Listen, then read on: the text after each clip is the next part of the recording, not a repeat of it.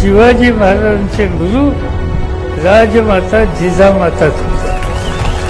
शिवाजी महाराजांचं व्यक्तिमत्व घडवलं ते जिजामातांच्या संस्कारातून घडवलं. मराठी माणसाला सगळ्या गोष्टी सहन होतात, पण फसवलेले सहन होत. पण जेव्हा संघर्षाची वेळ येते तेव्हा पदर खोचून तीच अहिल्या होते, तीच तारा राणी होते आणि तीच जिजाऊ होते.